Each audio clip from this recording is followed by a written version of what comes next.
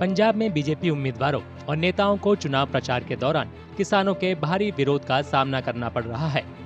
इसका खामियाजा सिंगर से नेता बने फरीदकोट से बीजेपी उम्मीदवार हंसराज हंस को भुगतना पड़ा। चुनाव प्रचार के दौरान उन्हें काले झंडे दिखाए गए। हाथ जोड़ के मेरी बेनती है कि आप भी गांव में जाओ, हमें भी जाने दो। आप लोगों को अपनी बात कहना चाहिए। उन लोगों को, एक एक वोटर को बेशक जो मर्जी कहो, संविधान के दायरे में रह के। मैं भी संवैधानिक तौर पे उसको ख्याल में रखता हुआ अपील करूं वोट के लिए। एक दूसरे को गाली गलोच ना करें, रोके ना, रुकावटें ना डालें, क्योंकि मैं हर गांव में जाना चाहता हूं और मैं गांव में पैदा हुआ। पटियाला से बीजेपी उम्मीदवार परनीत कौर को भी किसानों का विरोध झेलना पड़ रहा है।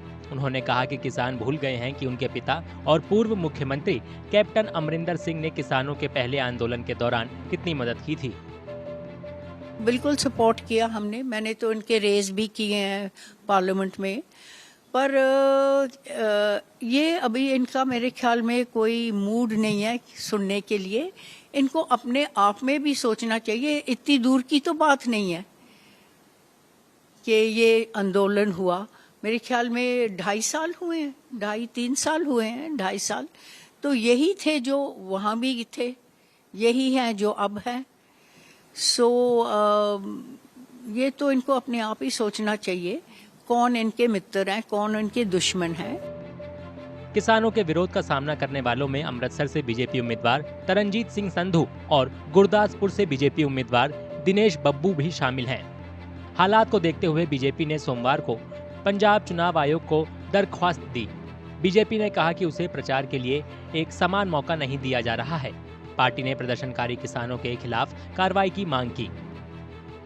आज जो कुछ भी किया जा रहा है, जिथे साडे कैंडीडेट्स का विरोध हो रहा है, जिथे आ रौला पै रहा है, किसानों का तो नाम बदनाम कर रहे हैं दोनों तीनों रलके साहब। उत्थे जिस किस्म की शब्दावली इस्तेमाल की गई है महाराणी परनीत कौर दे उसका जो गड्डी घेर के तो उत्थे जो कुछ किया गया, मैं समझदा किसानों को शोभा नहीं दिंदा। मेरी बेनती किसानों को एवें इन्हां दे हत्थां 'च पिट्ठू ना बनो, ये तुहानूं इस्तेमाल कर रहे हैं। बीजेपी के दरख्वास्त देने के बाद कुछ किसान नेताओं ने गुरुवार को पंजाब चुनाव आयोग के अधिकारियों से मुलाकात की। बैठक के बाद किसान नेताओं ने बीजेपी पर आरोप लगाया कि वो चुनाव आयोग को गुमराह कर रही है। उन्होंने कहा कि किसान नागरिक के रूप में अपने अधिकारों का इस्तेमाल कर रहे हैं और शांति के साथ विरोध कर रहे हैं। राज्यपाल जी और इलेक्शन कमीशन से मिलकर गई है, वो कंप्लेंट हमारे किसानों की करके गई है। अभी वो वायलेंट करते हैं, वो हमें रोकते हैं गांव में जाने के लिए। हम जी आज यही बताने ऐसे भी हम वायलेंट नहीं करते, हम तो इनसे क्वेश्चन करते हैं, सवाल करते हैं। सवाल करना हमारा अधिकार है, वो हमें नहीं रोक सकते। हम ये कह रहे हैं, जो 5 साल पहले इन्होंने मैनिफेस्टो लिखा था उसी पर क्वेश्चन कर रहे हैं। इन्होंने कहा था भी दुगनी करेंगे किसान की आमदन, वो नहीं करा। इन्होंने कहा कर्ज माफी करेंगे, वो नहीं करा।